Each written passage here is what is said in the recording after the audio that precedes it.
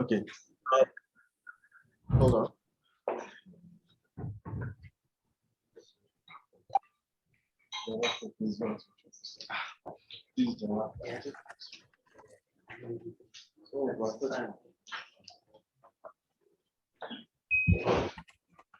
So Gabor, it's Marco Ignanese here. I'm supposed to introduce you, but I only know you from the recent stuff. I don't know your what you did previously, with whom you got your PhD and so on. Mm-hmm. So can you? Sorry. You want me to say? Yeah. Sorry. So let me first introduce you, and then you say where you got your PhD and so on. So it's our pleasure to have today Gabor Csanyi. So Gabor is a professor in Cambridge University in the UK. He's been working very recently, since a few years now, on machine learning interatomic potential, and he's one of the world experts in this field. So we really are lucky to have him give a talk here today. And unfortunately, as I was mentioning to him, I know his work, but I didn't follow his whole track before that. So he's just going to tell us how he got there. Thank you, Gabor. Okay, I mean, it's not very important, but I'm originally from Hungary, and I moved to the UK for high school, and I got my degree in mathematics in Cambridge in the early 90s. And then I did my PhD at MIT in physics, and then came back to Cambridge to do a postdoc in the physics department with Mike Payne, and then got a job here in the engineering laboratory as a faculty member. And so you can see this trend of maths, physics, and then engineering, but actually what I do all day is chemistry. So there you have it. At MIT, with whom were you working at the time? I was working with Tomás Arias. He was a young faculty member in working in condensed matter physics. So I was doing work on DFT. He was a student of John Joannopoulos. That's correct. Yeah. So we're happy to have you. So the floor is yours, Gabor. Okay. So I'll tell you how machine learning took over molecular modeling, as it has done to many other fields, but this is what I watched up close. So I would like to introduce molecular modeling, materials modeling, by talking about various length scales. And I don't know the background of each of you, so you might be familiar with one or more of these techniques or these aspects of materials modeling. But look at how when we want to understand materials, we have to span an enormous length scale and also time scale. So on the horizontal axis, I have length scales all the way from individual atoms to on the left-hand side, and on the right-hand side, you can have model a complete macroscopic object. Typically, you do that at the continuum level, and the time scales that our methods can access, or timescales on which processes are taking place, also spans a very large range. So with the individual atoms, we typically look at their gram state, their stationary state. So essentially there is no time scale, but all the way up to milliseconds, seconds. And if you talk about the aging of materials, perhaps you want to understand them on the timescale of many years. And there are a variety of methods that we have at our disposal, and I've illustrated some of them here. They give us access to material properties with different levels of accuracy. And you can see that the accuracy with which these methods are capable of modeling materials sort of correlates with the number of atoms they can access, they can simulate, or the time scale which they can access. So quantum chemistry is essentially exact. It's not, this is not a philosophical statement. This is still a model for the world, but it's for many, many, many practical purposes. It is actually matches experiment. When we solve the Schrödinger equation, we can match experimental measured quantities with the accuracy of the experimental measurement. And then there is density functional theory, for example, which is the absolute workhorse of materials modeling over the last 20 years. You can simulate 100 atoms or so for picoseconds. And of course, if you have more atoms, you can access smaller timescales. And the accuracy is sort of on the order of a couple of KT at room temperature. So I put 0.1 eV. Of course, that's just a ballpark, but it means that you can use density functional theory to study reactions, especially at high temperature, where 0.1, 0.2 EVs are enough accuracy to determine what's going on. If you want to study higher length scale processes, you might do empirical quantum mechanics, so a much reduced version of quantum theory. But soon, when you want to go beyond 1,000 atoms, you'll be in the world of interatomic potentials. So that's a theory of just how atoms move without regard to electrons. And of course, you want to go higher, then you have to give up the studying discrete objects of nature like electrons and atoms, and you're into continuum modeling, perhaps with discrete dislocation dynamics, which allows you to follow topological defects in a crystal, or if you go to crystal plasticity or other higher length scale theories, then you can access arbitrary length scales. But all of these models, apart from the very bottom one, which is exact, essentially, they need to be parameterized. They need to be set up. And how do we do that? So typically, we have some theory of how a material should behave. Maybe we've done some experiments. We can study some basic properties, and we make a model that captures those properties. And then we test that model by running simulations. And we iterate this loop. And this essentially what happens at all length scales. So if you want to know how discrete dislocation dynamics models should be set up, you should be looking at plasticity models and then see what DDD models predict them correctly. If you want to understand how an individual dislocation behaves, then you should look at an interatomic potential and match that and fit that so that it reproduces the behavior of dislocations that you expect. And this is actually true all the way down this chain. So when people build density functionals, you can do quantum calculations, you can do and see whether you recover what you expect.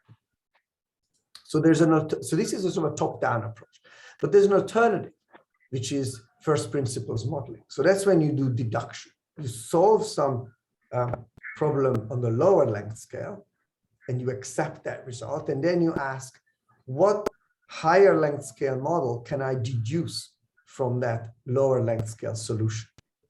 So I can solve the quantum chemistry problem a few times and ask what density functional will reproduce those properties. And I can hope that I could try and go higher. I could solve lots and lots of density functional theory problems of the electronic structure and ask, what have I learned about interatomic potentials from that directly, rather than fitting interatomic potentials to reproduce some macroscopic property? So one of the things that you notice when you look at my length scales and time scales on the bottom is this big gap. So there are factors of 10 here on the left, and there's a factor of 1,000 between empirical quantum mechanics and the interatomic potentials. And this is not an accident.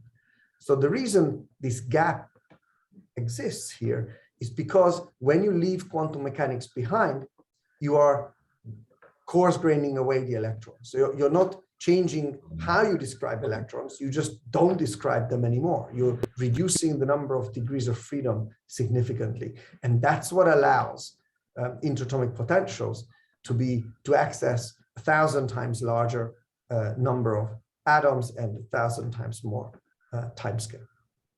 This is so true that this first principles approach that I mentioned has actually taken on a new meaning.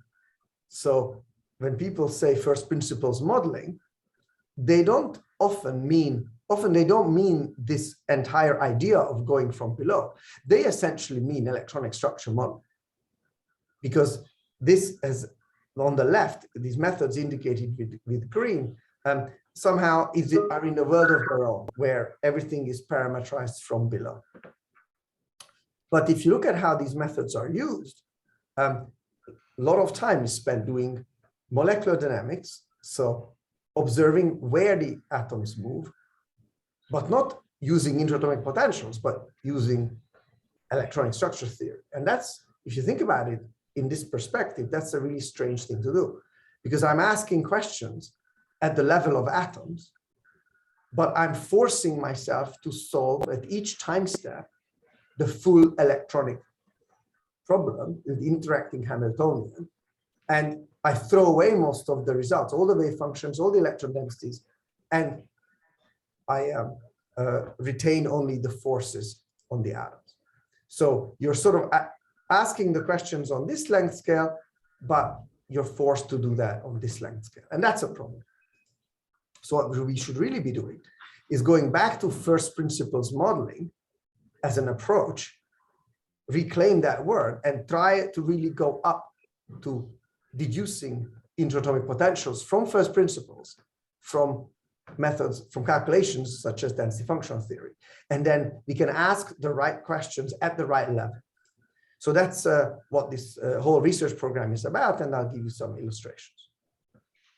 So just to, before I do that, to show you that this is not a niche problem in the world, I'm showing you the usage of civilian supercomputing time in the UK and in the US. So using the same diagram, green methods are electronic structure methods and red are interatomic potentials. And this is on the right. This is a slightly older pie chart from about 10 years ago, where the total time is indicated here. And about 1/3 of that time is used for methods collectively that are doing electronic structure computation. And about half of that, a little bit less than that, for interatomic potentials. So combined together, you doing atomistic modeling takes about 2012, about 40% of UK national supercomputer time. In the US, it's that overall percent figure is about similar, but the usage between electronic structure and interatomic potentials is reversed. So here, this is a log scale, number of hours. This is the Blue Waters machine from 5 years ago. And you can see that if you add up the red bits, they amount to about 1/3 of the machine. And the green is all the way down here. So electronic structure is all the way down here. I expanded it a little bit here. But this just reflects a different level, different distribution of interest and expertise in the UK and the US. And this is a more recent data from the UK. This is the Archer 2 machine that we're using currently. And you can see that electronic structure, again, a single code, VASP, takes about 35%. And then a couple of other codes altogether add up to about 40% of the machine is being used for electronic structure, principally density functional theory.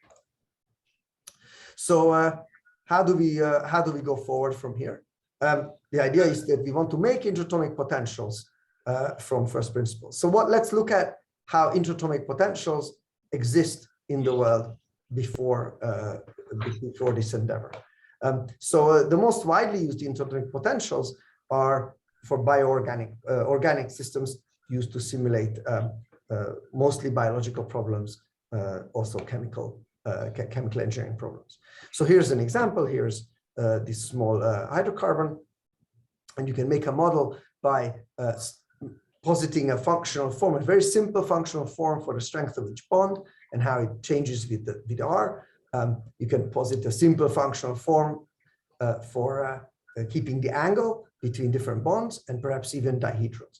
And making such a model is, the idea is very old. You can make it very accurate for small displacements away from the equilibrium. Typically, you cannot access reactions with very few exceptions because the model is completely tied to the bonding topology. And you parameterize these models to macroscopic experimental properties. So this is a top-down approach. And therefore, what you find inevitably, that although it can reproduce macroscopic properties that it was built to do, it isn't actually accurate in the sense of giving you energies and forces that you would calculate from electronic structure. So here's a typical small molecule where you might want to use this method. And on the horizontal, we have quantum mechanical energies. Vertical, we have these force field energies for a variety of conformations of this molecule. And you can see that there's a trend. So of course, things make sort of sense, but there is no sense of good accuracy. The error in this, these samples are from 300K dynamics, and the error in these samples is about 1/3 of the whole range of the energy scale that you can reach here. There are other kinds of force fields, particularly for gas phase molecules, so a water, a pair of waters, a methane molecule.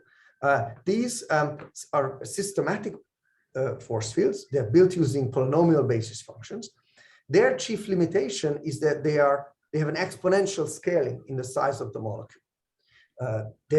Because the way they work is that they again look at each bond, let's say R12, and there's a potential for that, and then they look at each triplet of particles, R12, R13, R23 are the distances that characterize them, and you make a polynomial that can approach any potential within that space, and you go to 4-body and so on. And you can see why this scaling becomes very punishing, because you have to sum over each tuple of your particles. But when you do this, at least for small systems, this is incredibly accurate. So the tour de force in this is the program of Francesco Pisani. Here's a model from 2015 for water. And you can see the infrared and the Raman spectrum of liquid water on the top, experimental, and the bottom is Francesco's model. And you can see that the peak heights and the peak positions are captured with sort of exquisite accuracy. There's a third area where interatomic potentials abound, and that is reactive solid-state materials modeling. So imagine a material, a covalent material, strongly bound material, a piece of diamond or silicon or alumina, and you're interested in the defects, the formation of point defects, vacancies, interstitials, line defects like dislocations, and plane defects like surfaces, grain boundaries, and so on. So typically the models that are introduced here are physics-based functional forms, not particularly systematic, intuitively written down, and typically the people who use to do science for these systems, they're not interested in capturing the exact energies and forces. The physics approach is to use the simplest parametric model to capture some particular phenomenon that lets you understand the particular relationship to a set of defects to material properties. And the parametrization is typically to a mixture of experiment and ab initio data. And the error bars, the errors compared to real density functional theory, real electronic structure method are very high. So here's an example for silicon models. On the each color bar is a sort of best-in-class type of model. You can see from this, ignore the red for a moment. You can see from this green up, the height of the bar is the fractional error in percent with respect to the FT of a variety of formation energies. So these are formation energies of plane defects. On the left, I have elastic constants. Here I have point defects. And you can see that errors are tens of percent, 10, 20, 30, 40%. And these can be these can represent many EVs of error. And some errors can be small. You can tune one particular error to be very small at the expense of another, at the cost of another error going very large. These models aren't very flexible. So if you parameterize them differently, then a different property can be made predicted very accurately, but another property will have a very large error. So the research program that I'm talking about to deduce interatomic potentials, force fields from first principles, really should be, the goal is to unite the good properties of all these approaches, right? So I want transferability for many different materials, I want accuracy, and I want reactivity to be able to describe defects. and cure the individual problems of each of these methods. So something, the organic force fields are inflexible and inaccurate. The gas phase quantum chemistry models have poor scaling, and the reactive solid state models are, again, inflexible and inaccurate. So how do we do this? Here's an example for BCC tungsten, which is one of the first models that we built back in 2014. And you can see that when people model tungsten and its defects, here are three models, interatomic potentials, from three different decades. So from the 80s, the 90s, and the noughties. And of course, each model was built with some particular science target in mind and was used very effectively for what it was built for. But you can see that these over 20 years, the accuracy of these models didn't improve compared with respect to ab initio, density functional theory. That wasn't the goal, and there was no improvement. And once you turn on a data-driven model, a machine learned model, then you get this sort of, right? It's essentially you nail the DFT reference across the board. And that's the goal. That's the tantalizing hope that we can make interatomic potentials in general that cure all these problems of the potentials before. And this, in this particular case, we achieved an accuracy of 1 millieV per atom, which is sort of what you can achieve generally. We've learned since then for many, many different materials when you do this kind of modeling. So what is involved? First, you have to pick a representation. So all these models model energies of an atom in its environment, and you need to represent the environment of an atom in some way. And I'll give you an example. Once you've done that, then you need to do regression. So you need to build a model of the energy as a function of that representation of the atomic environment. And we've particularly had a lot of success in using Gaussian process regression. I won't go into the detail of that, but again, I'll just give you a sort of pedagogical example. And then once you have a regression model from a force field, which constitutes your force field, then you can use that in an application. For example, you can build force fields, but you can do regression for other properties. So you can use the same technology, for example, to model the chemical shifts in the isotropic chemical shifts as a function of chemical and local environment, or even tensorial properties like polarizability. The way you build such a model is that you get yourself a database, typically a set of small structures for which you can perform electronic structure computations, and not one, but several hundred, and that you solve electronic structure theory for that. That gives you a set of points in configuration space. And then your regression provides you an interpolation of those points and provides an approximation to the potential energy surface. That you have to validate and test, and often it's not good enough when you first start. So you go back and you iteratively improve it. You find new configurations which you need to solve electronic structure for. They give you a new set of points. You incorporate them into your regression, and you go around this loop until some validation criteria is satisfied. So let's look at some of these components. Oh, before I do that, I want to give you some success stories, just to show you that these methods really work quite widely. So I'll give you an example of one of these representations later, but essentially everybody who's been doing this uses some kind of local 2- and 3-body representation of the environment, describing bonds and angles. And after that, you can do not just kernel learning, but feed-forward neural networks have been used very successfully.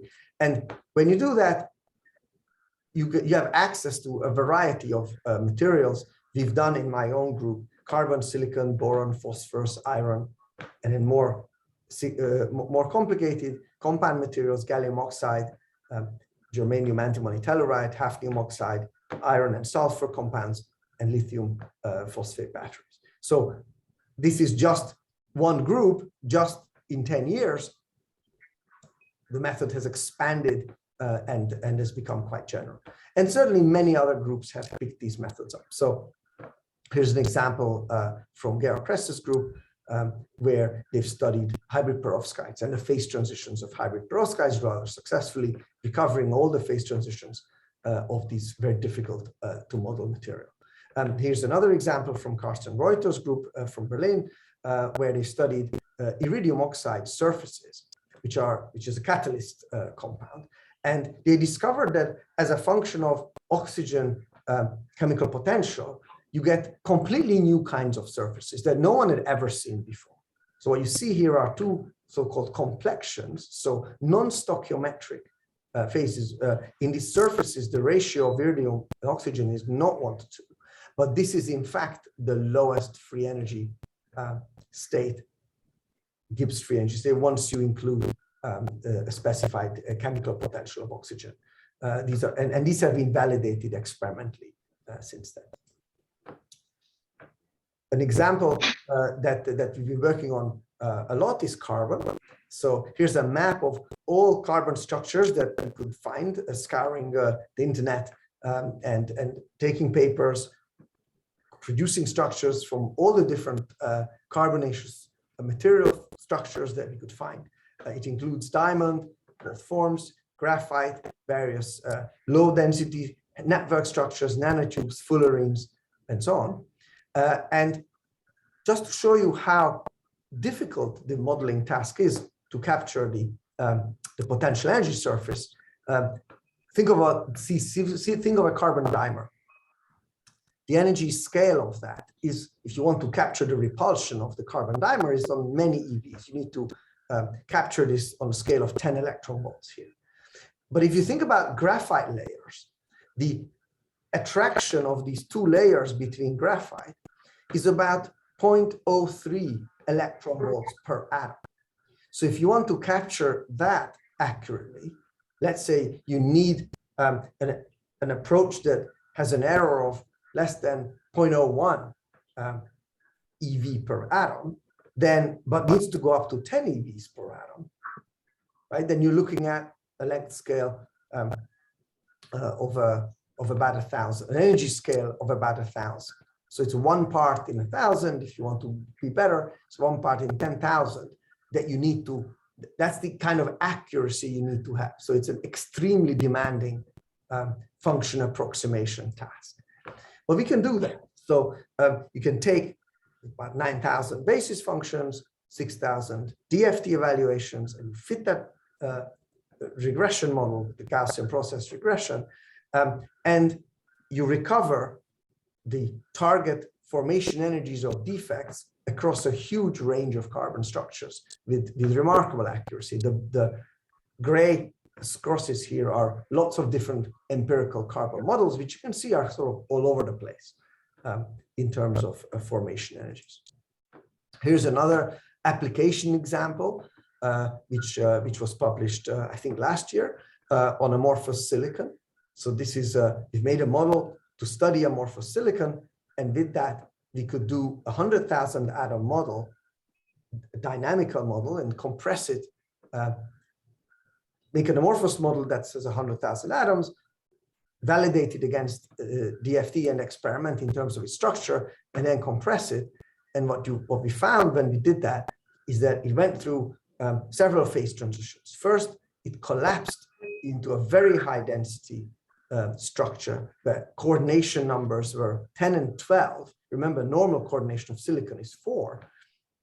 And it collapses into this very high density phase that's transient. And then from that very high density phase, we observe nucleation of a polycrystal of simple hexagonal silicon, which is the experimentally observed structure. We were also able to correlate this with conductivity. So the density of states has been modeled using machine learning by modeling the contribution of each of the atoms and its local environment to the density of states. And you can see that the gap that is here at low pressure, and the gap disappears, and you have this finite large density of states at the Fermi level once you're collapsed into this very high density phase. Here's another example. Here's the small molecule I showed you before, and the sort of inaccurate OPLS model, the force field, empirical force field that is widely used by organic modelers. And when you fit a machine learned model to that using local representation and a Gaussian process model, you recover a much better correlation with energy. And you can use that to drive drug discovery. So one of the steps when you do drug discovery is to compute the free energy of binding and the pose of binding of this small drug-like molecule to one of the pockets of a protein. And this is a standard procedure that you try to compute the free energy of binding as a delta, as a change in free energy from the state in water. And we've done that using a thermodynamic cycle and showed that the machine learned model improves the free energy of binding that you can compute. Here's another example that we're studying currently. It's catalysis. So it's indium oxide in this case, and we're looking at the hydrogenation of carbon dioxide. So it's carbon dioxide getting reduced to methanol in this case. And once we've fitted the machine learning model, we can recover this well-known pathway. So here, in this case, we haven't yet done new science, but we've shown what is needed to make a model to study this pathway of carbon dioxide going to methanol. And this is in collaboration with BASF. A lot of what I'm talking about up to now and the rest of the talk have been summarized in two very large review papers that have appeared last year in chemical reviews. So the first one is on representations without any modeling, and that's spearheaded by Michele Ceriotti. And the other model where I've corralled the authors is on Gaussian process regression, is actually the modeling. Once you have a representation, and it's the details about how you build the database, how you make a Gaussian process model, how you control it. And we do go into sort of excruciating detail of the matrix algebra of a Gaussian process model. I want to talk to you now about representations. So that's the key ingredient, right? The first step. And when you make a representation of the atomic environment, you need to map the atomic environment into some sort of feature space, some new space, not the coordinates of the atoms, because you want to incorporate symmetry. So starting from up here, you want this representation to be invariant with respect to rotations. You want invariance with respect to permutation of like atoms. You want translational invariance. But at the same time, you want completeness, so that two different structures are always mapped to two different points. But if one structure is rotated, permuted, or translated, then it's mapped to the same point.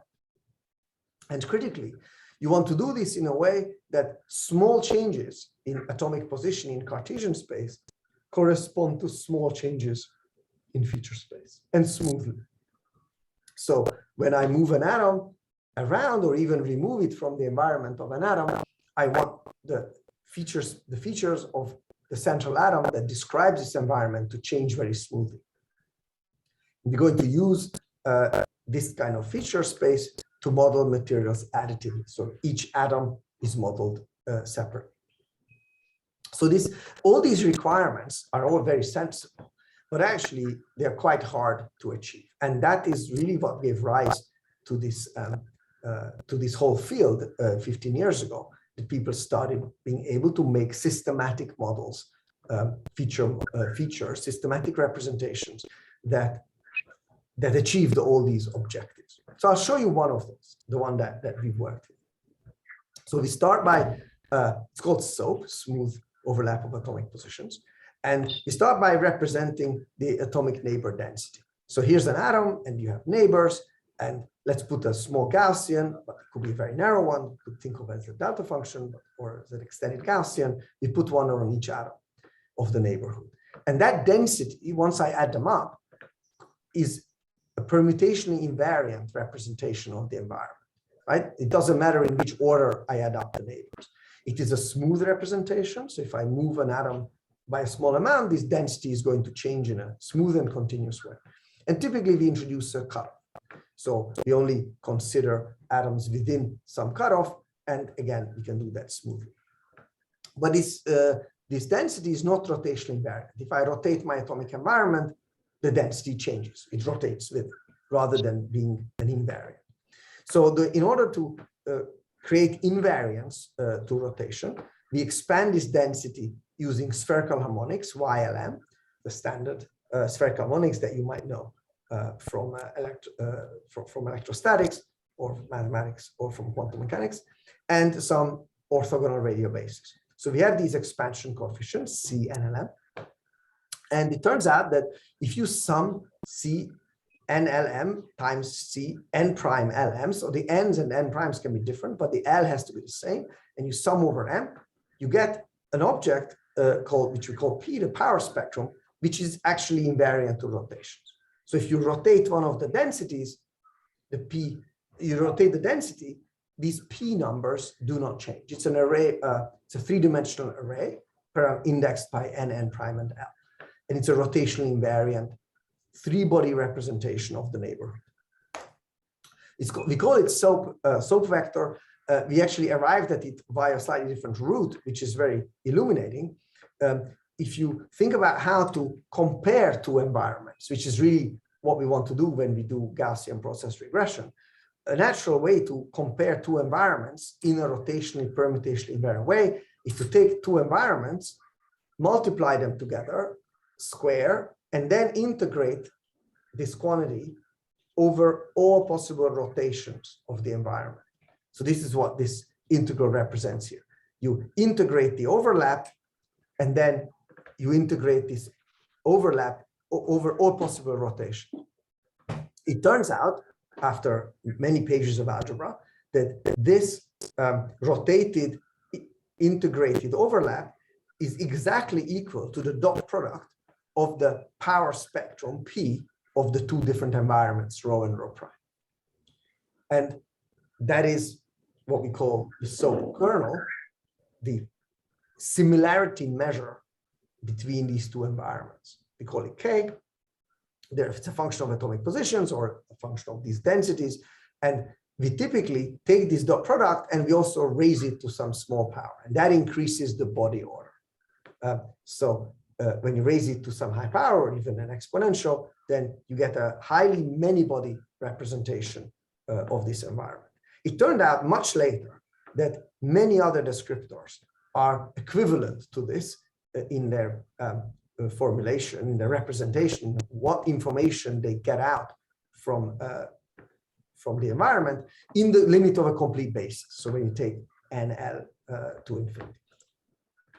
There are some parameters, right? So the radial cutoff, how far I'm looking around the atom, the Gaussian smearing on each of the atoms, the body order, the zeta, what I raised the dot product to. Typically, we truncate the expansion of the density with some n and L max.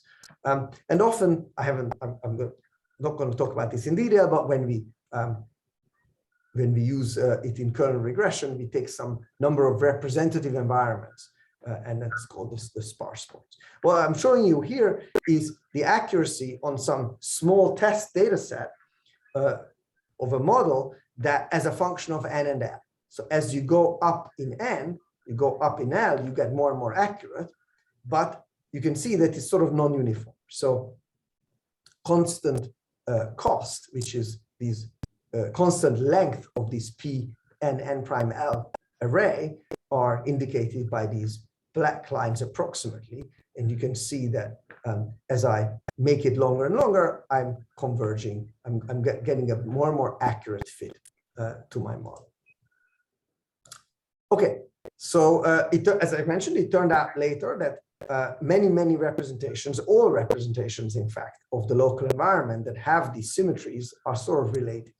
And in this paper that I mentioned before already, Chemical Reviews, we create this family tree of all the different representations that you might know from the literature.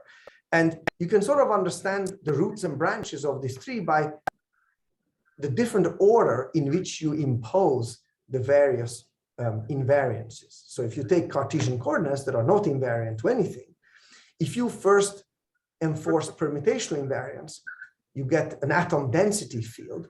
That's the sum over the atomic densities. And then you impose translations and rotations globally. Then you get sort of symmetrized local field representations of load. If you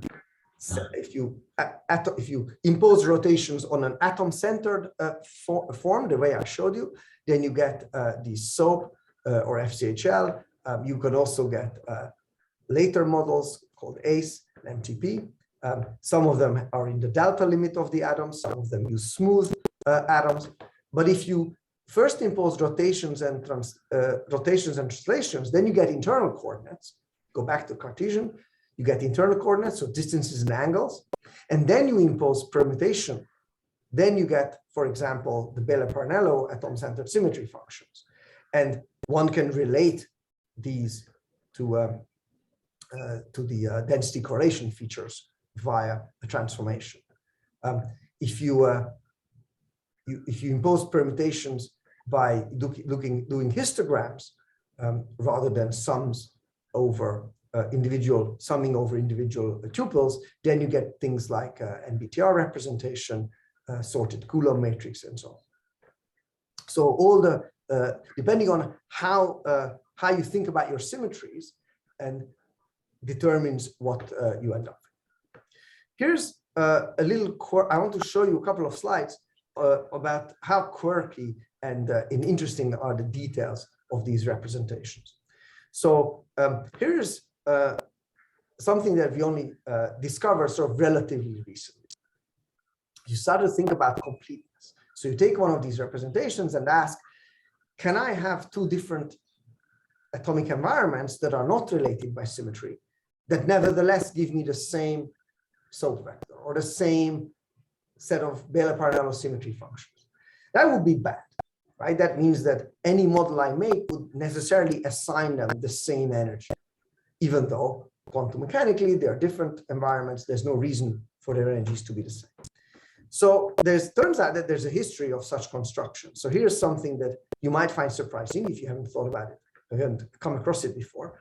So I'm showing you two tetrahedra here for 4 vertices and 6 distances, where the 6 distances, the set of 6 distances, is absolutely identical to numerical precision between these two tetrahedra. And yet the two tetrahedra are not isomorph. You cannot rotate one into the other. Simply the order, the permutation of which nodes are connected by which distance is different.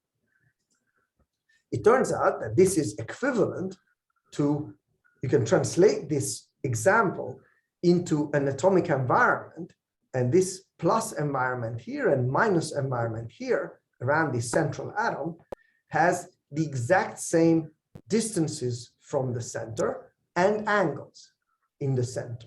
So I have 1 purple, 2 red, 1 blue, and 2 green angles here. And here again, I have 1 purple, 2 red, 1 blue, and 2 green distances. But these environments are not the same. You cannot rotate one into the other. So any representation that says, I'm going to describe a local atomic environment by looking at the distances of the neighbor atoms and the angles between them, and look at that set unordered. So just the unordered set of distances, the unordered set of angles, is necessarily going to be incomplete. It's going to have this, what we call a degeneracy, that these pair of structures will appear identical. And for a long time, we didn't know, we didn't realize this, we didn't appreciate this. And nevertheless, we were making models that were moderately successful. But if you really, really try to drive the accuracy of these models, it turns out that this is a limitation. And I would say that some of the limitations of the SOAP model for molecules, the Belle-Parnello models, is coming from this. It turns out that the example here that I'm giving you has 4 neighbors, but you can generalize this. I can add any number of other neighbors in specified planes, and the degeneracy still holds. The way to imagine it is that I folded space in a bad way. Imagine this line is the space of all possible atomic configurations mapped into the representation space. And there are two configurations that are quite different, but in my mapping, they appear the same. So now you're going to try and fit a function that lives on this line, and this representation forces two different points on this function to coincide. You might think that, given this sort of leading introduction, that if distances and angles are not enough, then maybe all you need is to add solid angles. So from 2-body to 3-body to 4-body representations. It turns out that that doesn't help, and that's really interesting. So here's a counterexample, which is much more complicated. I'm not going to walk you through it. You can look at this paper from 2020 and study this diagram in more detail. If you have 7 neighbors around this central atom, then it turns out that these two configurations with the C- and the C+ and the other 6 neighbors staying in the same place have exactly the same set of distances, angles, and tetrahedra with one vertex at the center, and yet they are different. So this question of what do you need to be able to describe an atomic environment uniquely, it turns out to be a very deep and interesting geometry problem, and the mathematical solution is not yet known. So I want to give you a couple more thoughts, and I don't want to drag this out beyond an hour, maybe leave you some time to ask questions. So I'm going to skip my educational example of Gaussian process regression. You can find it in the chemical reviews paper. I want to talk about ongoing challenges. Where are we going from here? So one thing that we are finding out is that radicals, so systems whose electronic structure is not closed shell, are really hard. The models are much worse in accuracy, much harder to converge. We've been throwing more data at it, and it's not helping. So perhaps we need some reduced electronic information, not the full wave function and densities of all the electrons, but some coarse-grained information about the fact that the electronic structure is different. I guess that's really a very difficult problem. Something that we're thinking about and trying to ask what's exactly the right way to ask the question, how to go about it, but generally this idea of trying to make an organic force field that is just never wrong, never absolutely terribly wrong, never silly. Something that a model that no matter what organic compounds you throw at it, never going to do something that a high school student could easily tell you is complete nonsense in terms of bonding. That it sounds like an easy ask, but actually it's very difficult if you don't prescribe the bonding topology. Essentially, we want models that are guaranteed not to be worse than force fields, empirical force fields, but without having to prescribe the topology. And another thing that we're thinking about is how to get uniform accuracy. So many materials are molecular materials, and we can get excellent accuracy of the intramolecular interactions, the hard covalent bonds, but getting simultaneously the same level of accuracy on those very strong interactions and the very weak interactions that constitute intermolecular interactions is really difficult.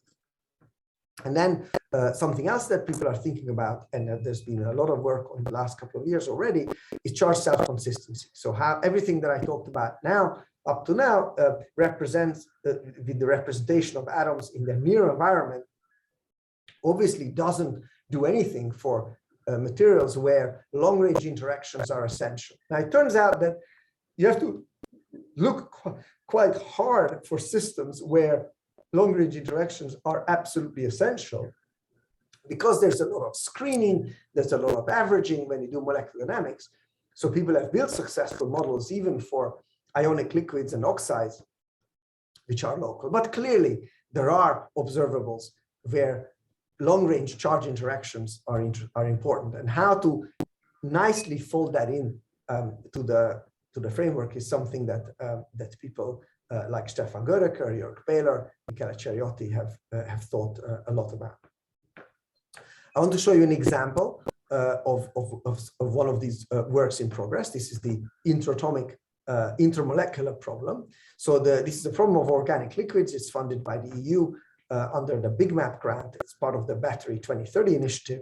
And really the task we've set ourselves is how to describe a simple molecular liquid just from made of these two organic molecules, ethylene carbonate and ethyl methyl carbonate. And but in a way where we don't prescribe the topology. And the reason I don't want to prescribe the topology is later on, I want to extend the model to be reactive. But it turns out that even before you get there, there are problems. So we use the standard toolkit, so a couple of hundred DFT calculations on small cells, and then we test the system by running MD on a large cell under NPT dynamics, so and observe the density. And obviously what we want to get is the correct density as we change the composition from 100% EC to 100% EMC. You want to recover this change of densities. Now, when you do this with the OPLS, the empirical force field, you can generate a whole bunch of small samples. The OPLS has been interatomic, intermolecular interactions have been fitted, so the density that you recover is pretty decent. OPLS has been fitted to experiment. When you do this first with the gap model, you get this sort of nonsensical behavior that you get intramolecular interactions fine and all the molecules look okay. Let me play this again. You get this expansion in density, even though we have included in the model low density configurations. Nevertheless, you get these bubbles forming, vacuum bubbles, and you get density drops to about half the correct density. And that's, it turns out, and we don't yet quite understand why, but if you add to the training data volume scans, so you pick up some of these configurations that are problematic and you expand them and contract them just by scaling all the molecular positions, evaluate the DFT, put it back into the training set, then you get a model that describes the intramolecular and intermolecular interactions with approximately the same absolute accuracy. It's not quite clear why this happens, but certainly we have a credible model that with which one can then study these materials. You can now add, we're now adding lithium and negative ions and study electrolytes. So there are some exciting developments also on the methodological front. So equivariant message passing neural networks are a new type of model that have been just very recently very successfully used. They've been introduced a while ago, but they weren't very accurate. And now they've been made equivariant, and particularly NeQuip is a model that is excellent, really. And we are studying what kind of tricks it uses are actually necessary to get these high accuracy. It turns out that not many of the tricks are needed, but some of them are essential. And we're doing this by observing that you can also make linear models. This is sort of the two going in two different directions from these models based on representations like SOAP gap. You can either go to this deep learning approach, or you can go the other way and use linear models if you're very careful in constructing your basis. So moment tensor potentials first by Akshapiev and atomic cluster expansion by Ralph Drafts is really unifying and changing our understanding of all the neighbor density representations. And it turns out that, of course, when you understand things better, there's a lot of simplification.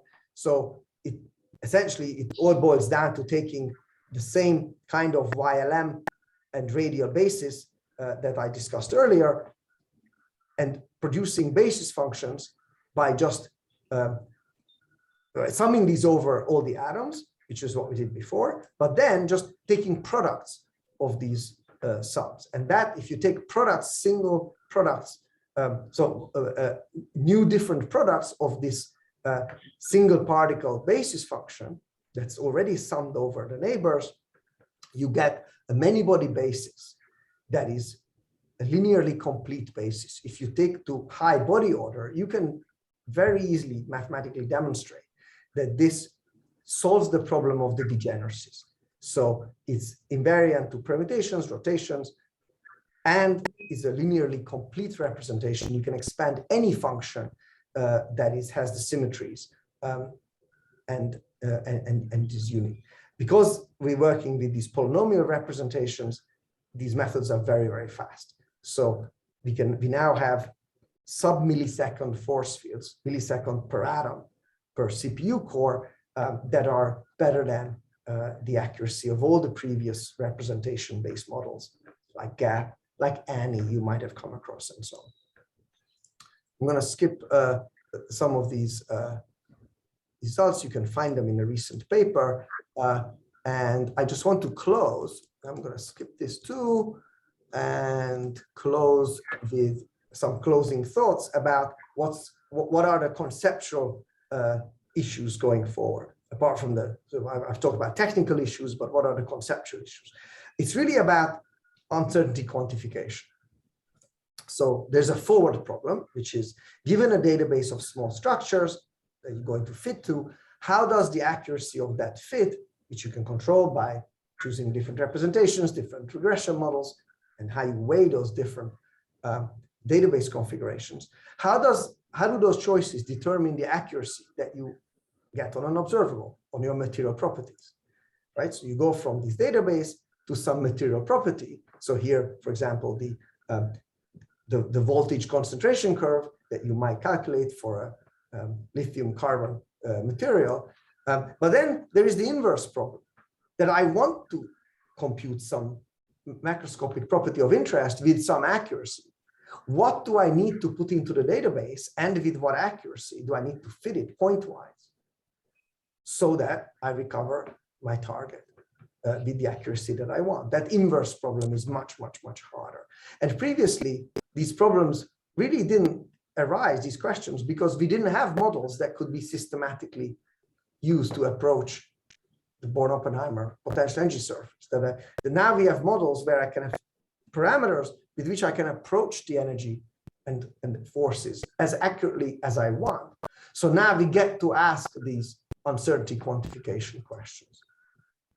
So I think in the next 5 years, we're going to have some generic ML organic force fields, which are very good, not worse than empirical models.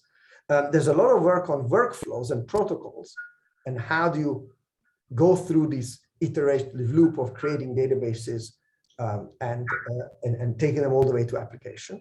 And of course, the same tools, the same set of mathematical tools can be used for generative modeling when you want to build structures for molecules, for amorphous systems, for surfaces. And that's really just getting going. So that's it. Thanks very much. And I leave you with this thought that that ab initio MD, which has really revolutionized atomistic modeling, is going to be completely replaced by ML-MD, machine learned MD, based on high throughput electronic structure calculations. So thanks very much. I hope there's a couple of minutes left for you to ask questions, and I'm happy to answer them. Thank you. Thank you very much, Gabor. I'm looking at the audience to see if there are questions. There's a question behind Where? behind you. Sorry. Yeah, go ahead. Okay. Thank you very much, Gabor. So I have this question, actually 2 questions. The first one is, how do you handle like charge transfer and polarization with machine? So I've indicated that I haven't do charge transfer and polarization. I haven't talked about that, and I haven't done any work on that. Other people have. So again, work of Jörg Behler, Michele Ceriotti, and Stefan Gödeker have thought about how to extend these models to charge transfer. I think there are some solutions. They work for some systems. I don't think that they found this sort of all-encompassing optimal solution yet. I think the way to do it will be to essentially stop, instead of fitting the total energy as a function of atomic position, you want to feed the energy given atomic positions and partial charges. And then it's much more difficult to do that fitting. You need much more, it's more difficult to obtain electronic structure data like that, because you need to include non-equilibrium charges too. But once you do that, then you can optimize the energy as a function of charges, and then do essentially self-consistency. But instead of doing ab initio self-consistent iterations, you would do these ML-based self-consistent iterations. But I haven't done that yet. Okay. Yeah. What's the other? Yeah. Thank you. You had another question. Yes, I have a question also, Gabor. So regarding the representation that depends on the order and so on. So you gave examples mainly about molecules. So is there a solution where you said that basically there is not yet a solution? And I was wondering for periodic systems, is there? Everything. I mostly work on periodic systems. Everything that I said applies to periodic systems. Okay, but you were giving the example of a tetrahedron. No, that's a pedagogical example of the breakdown of representing a local environment. Okay. But when we model periodic systems, we model them periodically, but each atom models its local environment. Yes, okay, correct. So everything that I said applies to crystals. Okay, okay. Because when we make these regression models, we model the energy as a sum of atomic energies, each one dependent on its local environment. And there is really, if your target is large scale MD, you can't get away from that, right? There are people who want to model, people who do materials discovery, who want to model different crystal structures, all of them very small, but the huge diversity of the possible crystals. Mm-hmm. You're not thinking about doing large-scale MD of defects. You're thinking about predicting the band gap of different oxides or something like that. Sure, then you can think about and you might really want to not model the band gap as a sum of atomic contributions. Okay, and lots of people do that kind of work. I don't.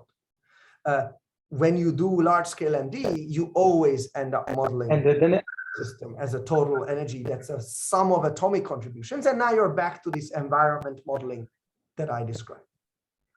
Yeah. Okay, that's good. I have a more philosophical question in line with one of your slides where you were saying the no electron separation. Yeah. I mean, isn't it true that at a higher scale there's also atoms non-atom separation? You can, of course. So you can take that. You can do coarse graining, and you can say, I don't want to deal with the individual atoms. I want to coarse grain them into one ball with complex interactions. Absolutely. And some people do that too, using similar techniques. It's much harder business, actually, to make a successful model. Yeah. Because it turns out that that the kind of speed gains that you're getting are, because electronic structure is a quantum problem, it scales extremely badly. So when you get rid of electrons, you gain a lot. It's easy to set up a real problem, a real scientific problem, where if you don't model electrons, you get a factor of 1 billion in speed up. And you can do you can answer the scientific question. When you go to coarse graining, it's not obvious how to do that. Think about where would that kind of scale come from? Suppose I want proteins, but I want each protein to be one particle. Okay, so I'm really getting rid of 100,000 degrees of freedom so that I get my huge speed up. Okay, but how do proteins interact? Kind of, can you model that interaction regardless of the atomic detail? It's not so clear. It's not so clear that you can make a model of particles representing proteins that you want to make that ab initio, so from below, that you want to do atomistic simulation to get the very delicate interaction of two proteins and then treat them as particles. I don't think that that kind of modeling is so compelling. And about the finite elements, which is even further than what you were doing. So that, sure. So the finite, but okay, so that's a different business. And there, the finite element case, of course, and again, there's been work where people try to create a constitutive model based on atomistics and then use that in a finite element scale. You don't even have to go through the atomic scale. You could just use density function theory. The real difficulty there is finding problems on the continuum scale where the answer is easier to get from atomistics than from experiment. Think about how people parameterize the crystal plasticity. They don't need density functional theory.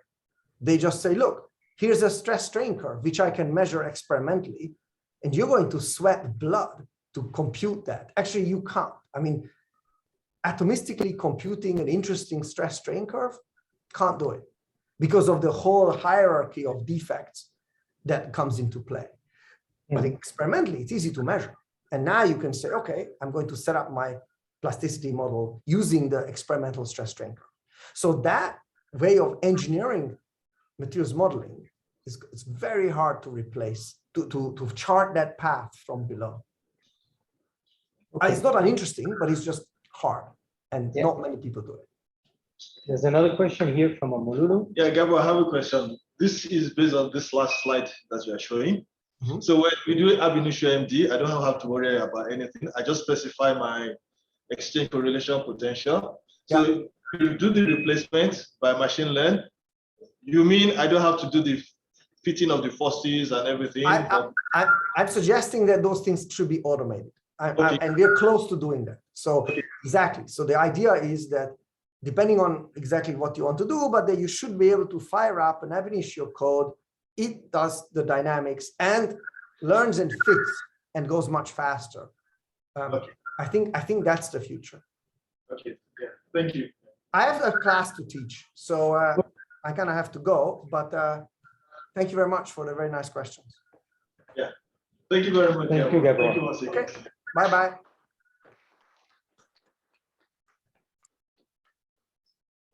Sorry. We're late. Okay. So we're going to take a break now for 30 minutes. And then we'll come back to discuss about our projects and start working on our projects.